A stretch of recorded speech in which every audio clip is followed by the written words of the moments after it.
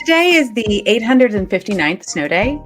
And I have had my own challenge thinking about play. So as I was coming back to what do I want to talk about with Shelby and how do I want to help you think about in case you missed it, I was just reminded that sometimes play feels like the opposite of what we want to do. And yet as I was thinking about this month and thinking about play, I was realizing I have this amazing opportunity to play today on the 859th snow day.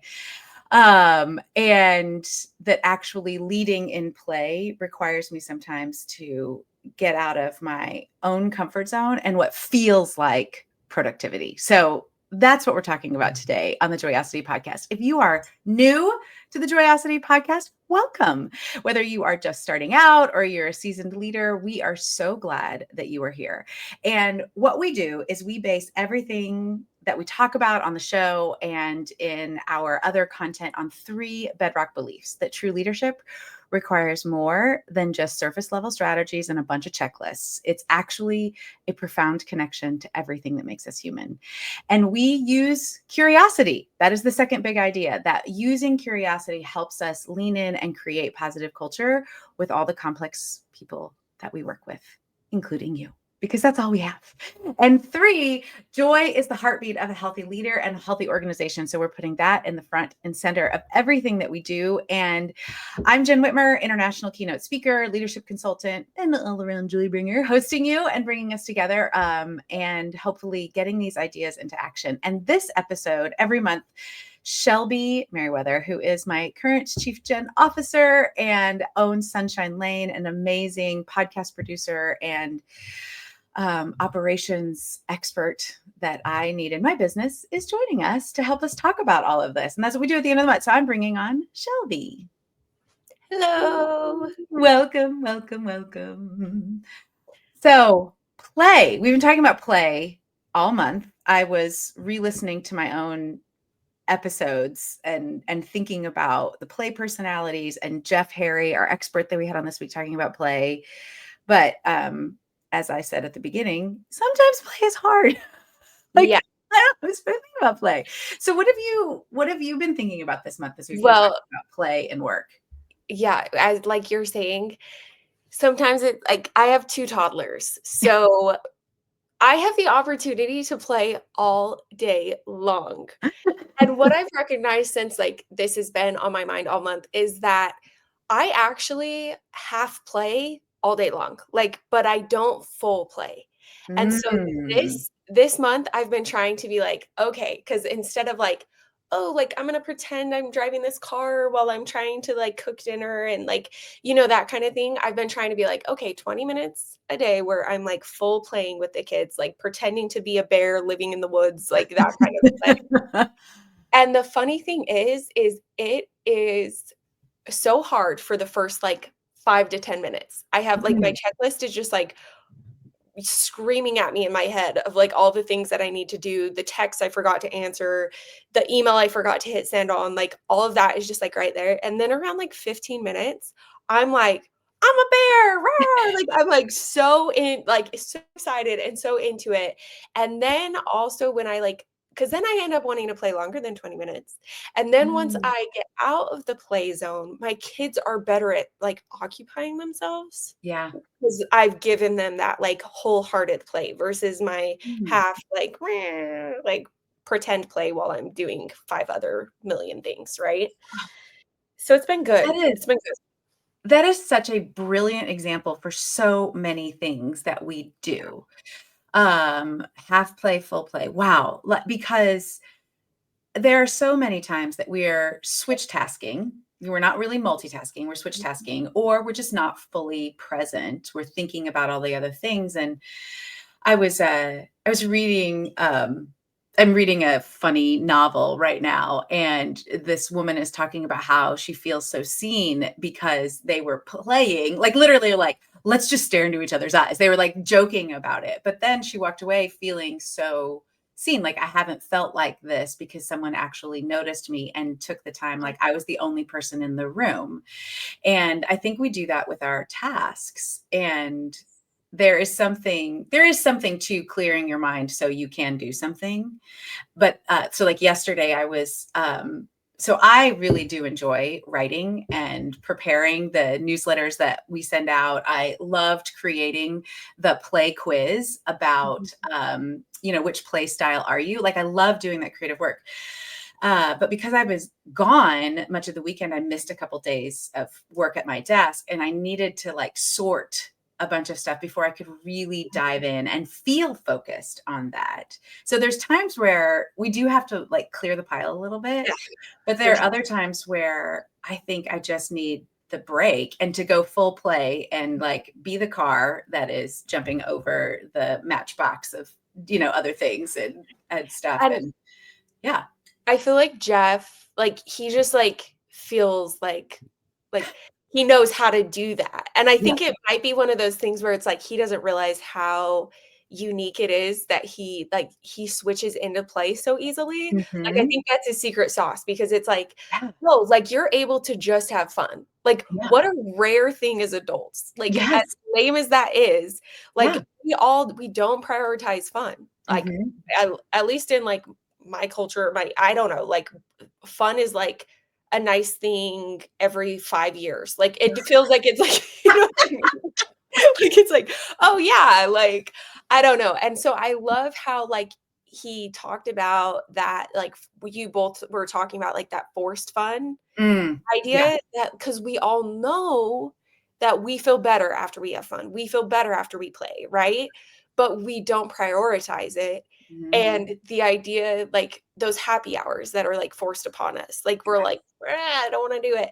And if you go into it and you let yourself do the full Role play, play. yeah, Yeah. I don't know. I just made that term up. I'm loving this term, Shelby. We'll just keep attributing it But to you. you feel better after. But if Yeah. you do the half play, like you walk away annoyed that they took up your productivity time. Like, Right. you know what I Well, mean? and yeah, and part of Jeff's point about forced fun is that play should be about choice. Do I Yeah, go or not? Like a required thing rarely feels as fun, even though in some ways we have to have a few of those things. mhm, And then we get to choose how we think about it. Like we don't always have the choice about what we do, but we get to choose how we think about it at that point. But as a leader, rarely do I want to create spaces where it is forced yeah, and required that you enjoy this. I think that's the other thing. Like, we're going to tell you how to feel because I mean, like, I'm going to come away from virtually any happy hour with a sore voice and a buzzy heart. Like, I'm like, yeah, because I love people. Whereas my husband will not feel that yeah, way most of the time. He will have enjoyed himself, but feel a little drained because of his right, introversion. Like he's introverted. But there are other things that he'll come away really excited about that would be like, oh my gosh, I would not have wanted to do that. Um, but the choice is there, like yes, the choice to figure out how you play best and what feels like fun for you is, I think, part of, well, I know it is part of what Jeff was talking about, the difference between forced fun and inviting, welcoming curiosity and play. yes, yes. Yeah. And I also really, really loved the idea of mistakes being exciting in that space. Like, Yeah. I loved that because I know, like, when I'm in a space where I'm able to, like, say things because I don't think before I talk, like, me and my husband were talking about this last night. Like, I have to think out loud, and it's very confusing for him because he, like I don't understand how you do it. Like, he makes sense of things, and then he speaks. Wow, that's, like, such a forward point to me. I'm sorry, I don't understand. We were talking about how, like, different that is, right? And how, like, you have to kind of, like but if I don't feel safe to be able to think out loud, you're not Mm, gonna get the best show, because if I'm trying to, like, do the things inside my brain and I know that, like, I need to look professional or I need to, like, feel like I have things figured out. Like, you're not gonna get the best shell, and if I'm able to be like, "Okay, like, here's what's not working. How do we make this," like, and I'm able to kinda think out loud together, it's much better. And being in work environments that I've been in where I'm not able to do that, mm, it stresses, like, it I just can't perform well. Like, I can't be as productive if I'm not allowed to say things that don't make sense or, like, try things that aren't gonna work, and I am somebody who loves when somebody like, "You know what, Shelby? That's not gonna work. Like, that's a bad idea." I'm like, "Oh, okay, cool." Like, that's more helpful to me than when I'm like, we're all trying to pretend like that was a good idea. Does that make Mhm.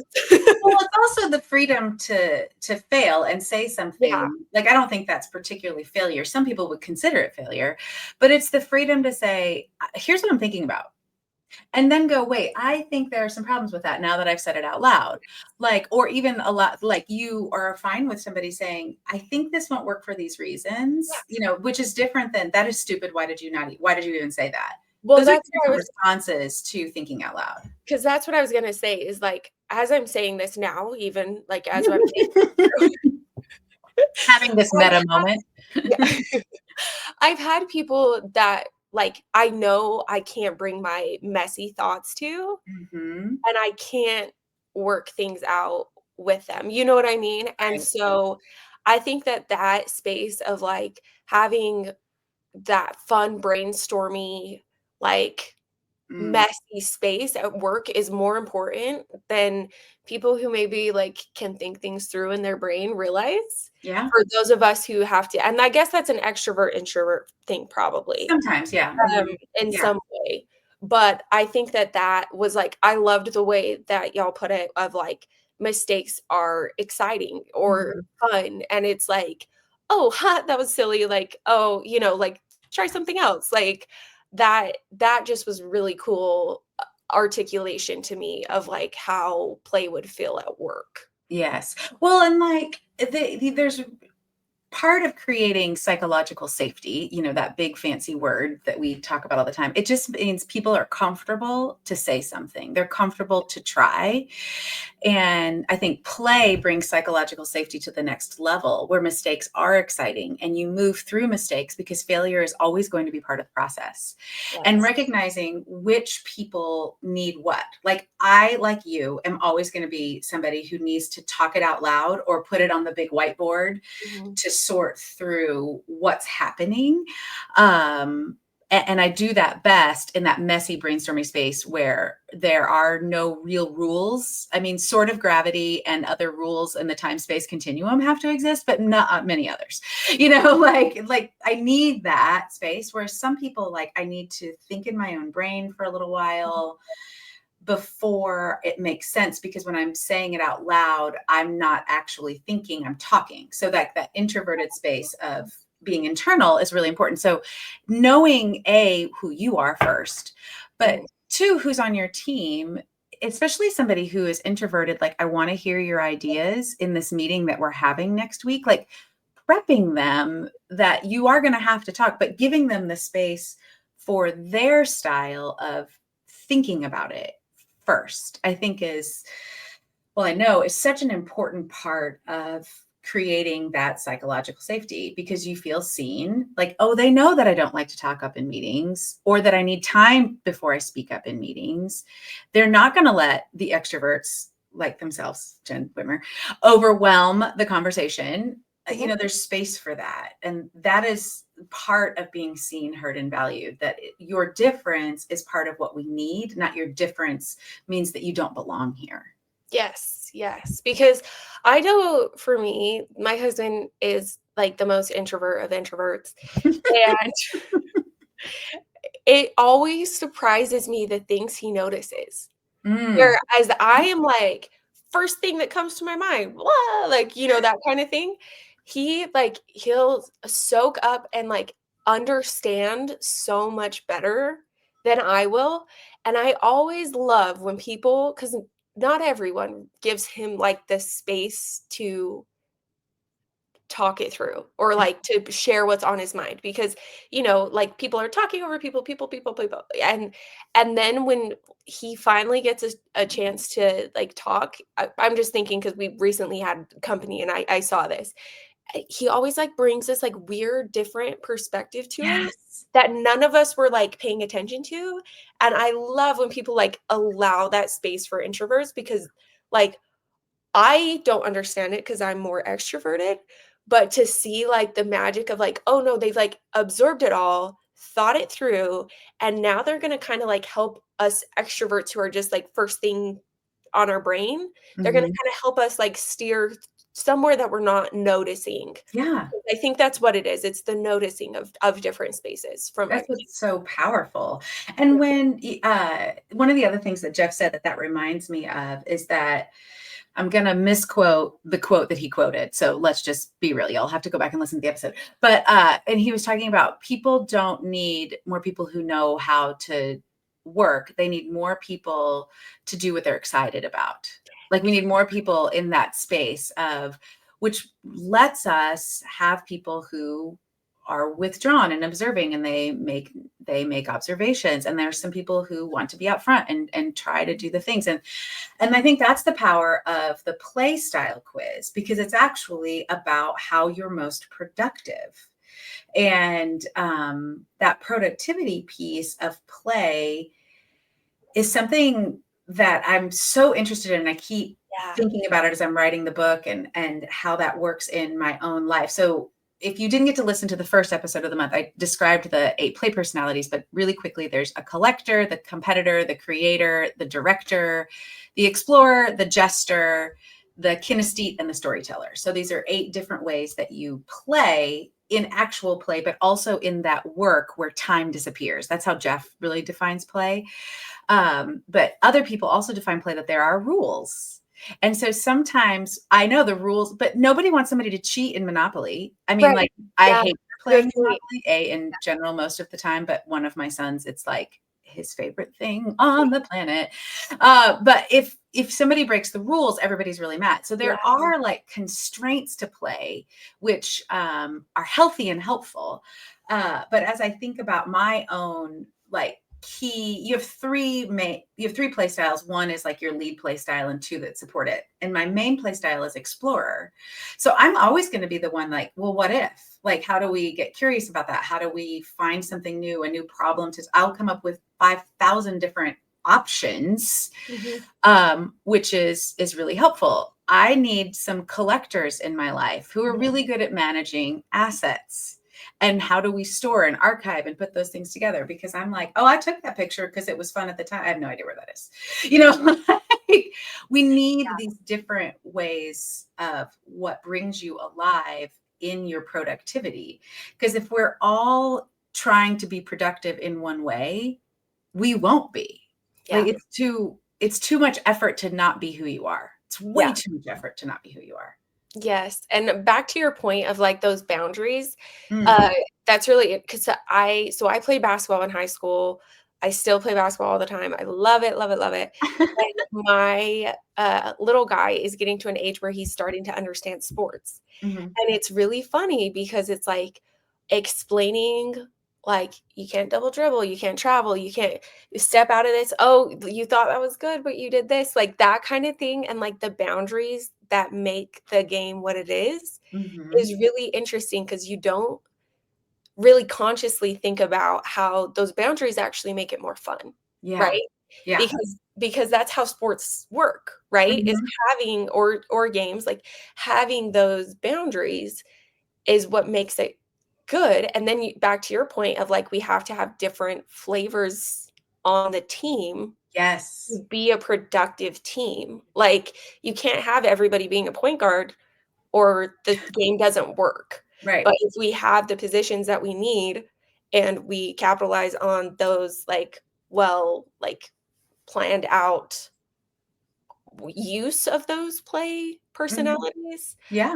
um, I don't know, that just kind of, like, as you were saying that, I was like, "That's really interesting to think about it even, like, on a, like, just a traditional sports team." We have to have Mhm. all of the Oh, yeah. players. Yeah, We it's the same. we went to see, our daughter who is at, Belmont, and she's on their dance team. So we went to see her this past weekend dance at the halftime show of the basketball game. So Mhm, I haven't been to a basketball game in I don't know how long. mhm. It's Yeah. been decades, and our youngest had never been, like, to a live basketball game, which like, we kind of realized this That's as we were funny. there. Yeah. Whereas our oldest, went to the University of Kansas and, was there when they won the NCAA tournament. Like he's gone to so many basketball games. He was really into it. And he kept coming back to this one player who scored half of the points for the home team scored for the whole game. Like she scored 30 some odd points, and the other however many 8 players, I know there's only 5 at a time, but switching out, the other 8 players scored for the whole game combined. One of the things that I was interesting though, when I kept talking about it, I was like, but if she would have been the only one who scored, they would have lost by 30 some odd points, Oh. not by 2 points, even though they still lost. Like just because that person was excellent at What she does. They still needed the other types of players because she was great, in the paint, but not at the 3-point line. I can't think what that's called. It's not a line, but as shorting a 3-pointer. And like her defense was like, she wasn't a great rebounder, essentially, that was one of their struggles the whole game. But anyway, like we needed the different people to do that. And that just because someone feels like the big performer, sometimes we allow behaviors that we allow them to break the rules of the game. And they become toxic because, now I'm not saying that of this particular player, but I was just thinking about this conversation with Chase, and just because somebody scored all the points, but if they're breaking the rules to get there or harming other players along the way, why do we put up with that? Like that toxicity, we put up with the bully because, well, they're a high performer. Adam Grant posted some research, I don't know, last year, maybe 6 months ago, and then I've been researching it, but like that a toxic employee costs you, like even if they're a top performer, it costs you like 2 other employees. Like it's more costly, even though it feels like they're a top performer. So we need all these different people, but we also need them to play in their way, in ways that are respectful of everybody else too. Yeah. Well, and like that, just the same idea kind of comes up for me of like, you can have somebody who's really like the top player, top performer, whatever.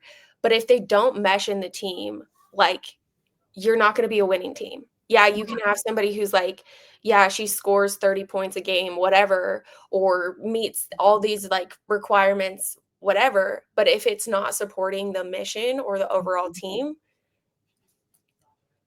what's the value? You know what I mean? Yeah. And I think there's sometimes where we feel like we have to be all things to all people. Like, oh, I don't mesh with the team. And sometimes that's okay. That might not be your people. If there is that amicable, like, you know what, I just don't feel like this is the place for me. Like, great. Okay. We wish you well, like, let's find something new for you. That's different than your belonging as a human is at stake because you don't match us. Like, and I think that's that difference that I'm always trying to help leaders see, that your belonging isn't at stake because somebody disagrees or has a mistake or they fail. When you're in places of play, there is that psychological safety. It's like play is the vehicle to help us get there, because you feel like, oh, okay, your belonging isn't at stake. And then you start to discover, you know what, I don't like this game. I mean, Stuart wants to play Monopoly and I'm like, no, thank you. I'm okay with not playing that game with you. And there's no shame in that at all.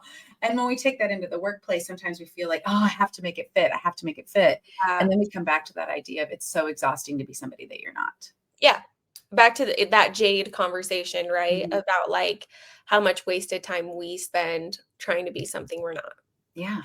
It's exhausting. I Which mean, is like such a simple idea, but it's so hard. Yeah. It is so hard. It really, and I think about that a lot in the past, really the last 7, 8, 9 years of my life, having spent so much time trying to fit in and how exhausting that was and really damaging to me. And when I left that toxic working environment and I was consulting at another place, I started to just realize, oh, I am not wasting all this energy trying to hedge and say it just the right way and be this like version of Jen that wasn't fully me. And it's like when you've been sick and then all of a sudden you feel better, you're like, oh my gosh, I didn't realize how sick I was. I started to feel that freedom and lightness and ability to play. And someone asked one of my friends that worked there, is like, is Jen just happy all the time? And I, which was kind, but also me realizing, oh, this is my natural state Yeah. when I felt free. And I wasn't trying to waste all that energy fitting into the mold that that particular leader needed, wanted, Mhm. required, etc. That Mhm. wasn't helpful or healthy. Yeah. And I did love we've touched on it a little bit, but the idea that like um what was it that Jeff said? Something about like the behavior that we tolerate. Oh, our culture is only as good as the worst behavior that we'll tolerate. Yeah. Yes. And I Mhm. was like, "Oh my." I don't know, that one was really powerful to me, that idea. Mhm. Um, and, like, that idea, because I mean, we've all been around those people where it's like, we're all having a great time, and then they showed up, like, that kinda thing, and, like, I just like the idea that there's a collective like, everybody needs to be playing and in their own, like, happy space within the boundaries of Mhm. whatever we deem those boundaries are. And if Yeah. we're not calling foul when we should be, or we're not blowing the whistle when they step out of bounds, there's no game to play. Yeah. You know what I mean? And there's some places where it's highly regulated. Like I have friends who work in agriculture or Mhm. seeds or housing. There's a lot of regulations to keep people safe. Yes, please regulate how this house is built or how my Yes. office building is built or Yeah. how you clean up after a surgery. Like I'm really happy there's some high regulations and people who come in and check on that. I Mhm. appreciate, thank you for checking my food at the processing plant. I like that. And that reminds me of places where there are like there's 3 referees on the basketball court, Mhm. or what are they called? What are they called, referees? Mhm. Oh, okay, confusing my sports. There's 3 refs on the court for that. Whereas Stewart plays ultimate frisbee and they call their own fouls. Like this is a Oh. very particular culture inside ultimate frisbee. Hmm. And they call their own, hey, I Mhm. was out, or you dropped the frisbee, or however, I still barely know how those rules work, but they call their own. And I think more of our workplaces and the way we work together are Yeah. that ultimate frisbee. There's no one looking over your shoulder Mhm. and really regulating that. It's Mhm. us saying, hey, that wasn't okay. Or, hey, I made that mistake. So sorry. Like, so I think sometimes the rules, we're looking for like some adult to come in and like Adultier adult. We need. adult come in and like, isn't this, like Mhm. when actually, oh, that's my Yeah. responsibility. That's mine to call out the toxic behavior early and often. It's mine to say, can I play like this? Because I think I work better like this. And those types of workplaces work better when we're all taking that ownership and responsibility for ourselves. Yeah, I was actually talking with somebody about this recently. I struggle with time. My relationship with time, I don't like time, I don't like clocks, like, I struggle so bad with time. And what I realized is, like, in some ways, my life is set up in a great way to support that, and in other ways, it's not. I'm an Mhm. entrepreneur. I have young children who don't have we have, like, one thing that we have to be to at a certain time all week, like, and, like, what I've realized is just that, like, I'm the adulty adult in my life, like, I have to be disciplined, I have to in order to, like, lower my stress level, I have to have schedules, I have to have times, but I have to enforce it, and, Yeah. like, it's hard. Yeah. It's It hard. is. It Yeah, is but hard. it's also, for my personality type, much better for me to be the one that has to control myself than to feel controlled by other people Oh my or gosh. Yeah. situations, you know what I mean? So Uh-huh. and Absolutely. I'm more creative and more productive when I'm like, "Oh, okay, I know I have to," for example, like, I had to clean out my inbox, my email inbox. I'm gonna watch a show and clean my inbox after the kids go to sleep, like, nobody's telling me, "Hey, Shelby, you have to do this from 10 to 11 AM." Mhm. but Yeah. I still have my calendar time blocked to tell myself, "This is what you should be doing," right? Oh my gosh, that's hilarious.